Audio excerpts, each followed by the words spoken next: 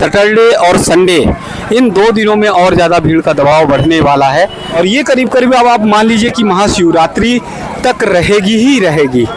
तो आप लोगों से आग्रह है, निवेदन है कि आप लोग महाकुंभ में आइए तो सारी अपनी व्यवस्थाएं लेकर। देखिए कितनी टोलियां चल पड़ी हैं माताओं की। ये बिहार की टोली है। बिहार के लोग जो आते हैं चप्पल, झोला, अचार, खटाई, मिर्च सब अपने यहाँ पर लेकर खाने पीने की चीज़ें लेकर चलते हैं। ये देखिए खीरे की दुकान पर कितनी भीड़ लगी हुई है, खीरा लोग लेते हुए दिखाई दे रहा है। का पहनावा, राजस्थान का पहनावा देखिए तो वो भी आप सबको देखने को मिलेगा। गर्मी जो है बहुत तेज पड़ने लगी है। आप लोगों से बार बार संवाद टीवी के माध्यम से अपडेट किया जा रहा कि आप लोग आइए। तो बोतल यहाँ आप देख सकते हैं पुल नंबर 7 पर भीषण पब्लिक का दबाव है, श्रद्धालुओं का दबाव है और बड़ी संख्या में श्रद्धालु पुल से 7 नंबर पार होकर संगम की तरफ जा रहे हैं। लेकिन आप लोगों को सूचित करते हैं संवाद टीवी के माध्यम से कि 7 नंबर जो पुल है उससे आप नहीं जा सकते, उस पार संगम की तरफ नहीं जा सकते।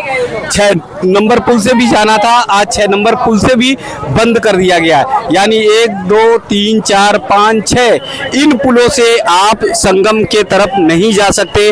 आप लोग अगर झूसी की तरफ से आए हैं, जौनपुर की, बनारस की तरफ से आए हैं तो आप लोगों को पार होने के लिए 12 नंबर 13 नंबर उस तरफ के पुलों का सहारा लेना पड़ेगा, तब आप पहुंच पाएंगे संगम के किनारे।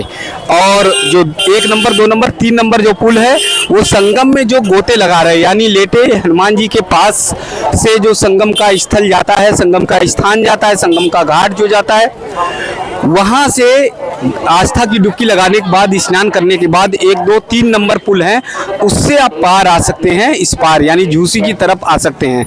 अभी भी भीड़ श्रद्धालुओं की जबरदस्त है, बहुत जबरदस्त है।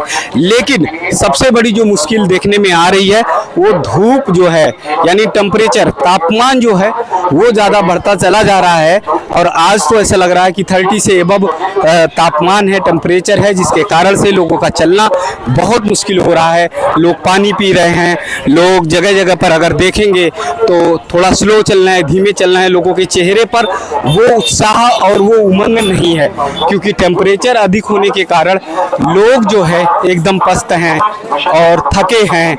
जो उत्साह और उमंग कम तापमान में दिखाई देता है, यानी जब ठंडक रहती है, माहौल अच्छा रहता है, वो ऐसा माहौल जो है, जो तापमान, जो माहौल और उमंग ठंडक में यानी मेले में दिखाई देता है, वो माहौल जो है वो निश्चित तौर पर बहुत अच्छा रहता है। क्योंकि श्रद्धालुओं को बहुत सुविधा होती है। जब गर्मी पड़ने लगती है, गर्मी का बहुत ज़्यादा होती है, टेम्परेचर बढ़ने लगता है तो मुश्किलें बहुत होती हैं। तो यहाँ पर भी देखेंगे भीड़ जो है, श्रद्धालुओं के आने का क्रम जो है वो दिखाई दे रहा होगा। यहाँ आप देख सकते हैं कि यहाँ भी, यानी अभी भी चारों तरफ श्रद्धालु ही श्रद्धालु हैं, अभी भी भीड़ है।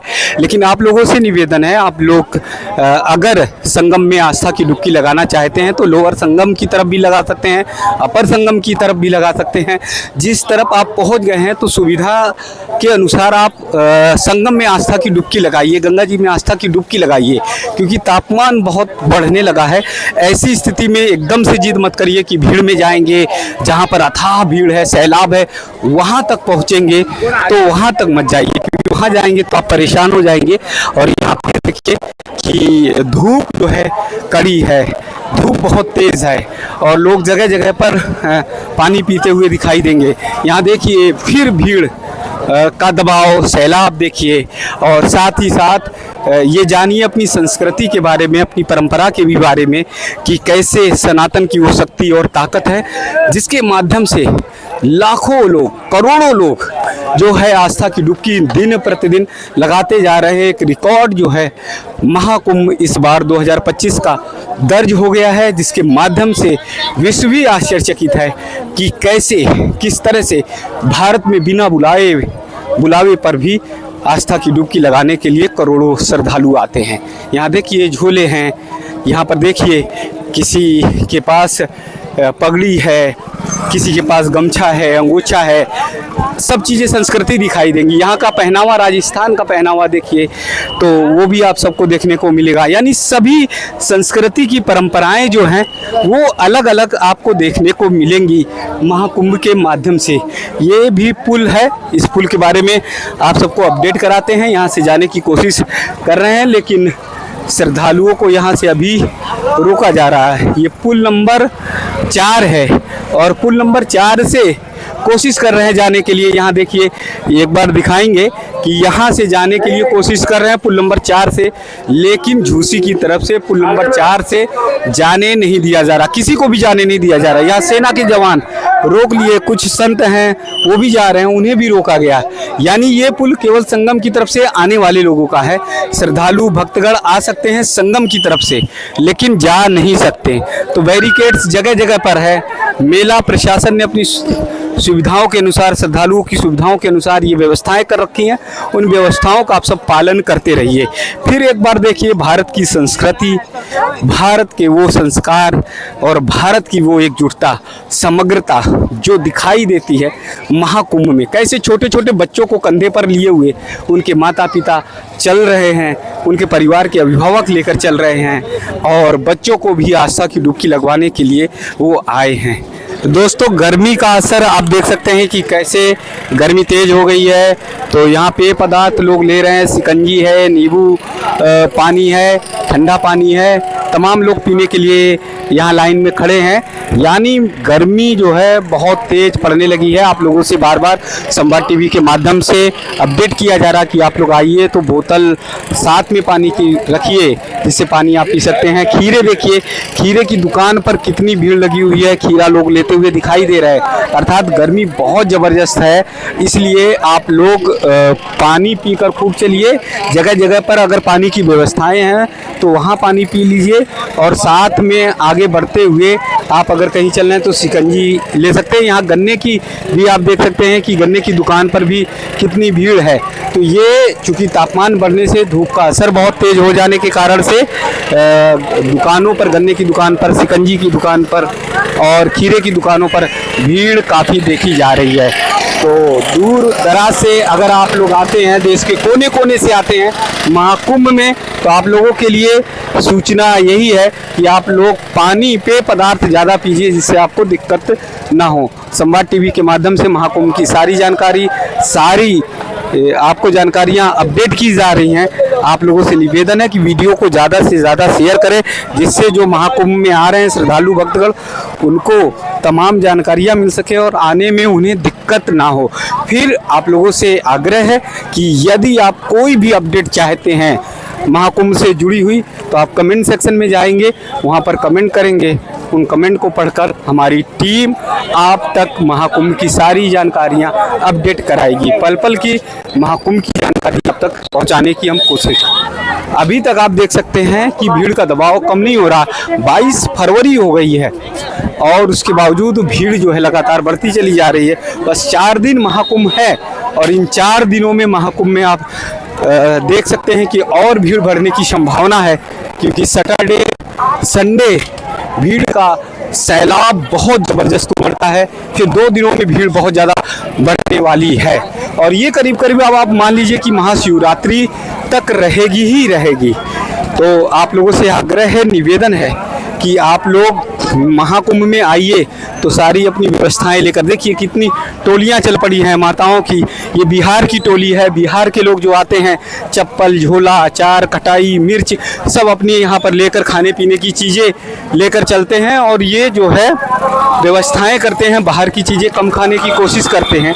चूरा, गट्टा, लाई जो भी होता है झोले में ये रख लेते हैं और फिर एक जगह बैठकर खाना पीना करते हैं। फास्ट फूड से बहुत दूर रहते हैं, बाहरी चीज़ों से ये दूर रहते हैं। इन्हें प्रकृति के बारे में पता है, इन्हें अपनी संस्कृति के बारे में पता है, इसलिए बाहर की चीज़ों से, खाने पीने से ये परहेज करते हैं। एक बार पुनः आप लोगों से निवेदन है कि वीडियो को ज़्यादा से ज़्यादा शेयर करिए, ज़्यादा से ज़्यादा लोगों तक पहुँचाने की कोशिश करिए। हर तरफ देखेंगे यहाँ पर भीड़ आपको दिखाई देगी।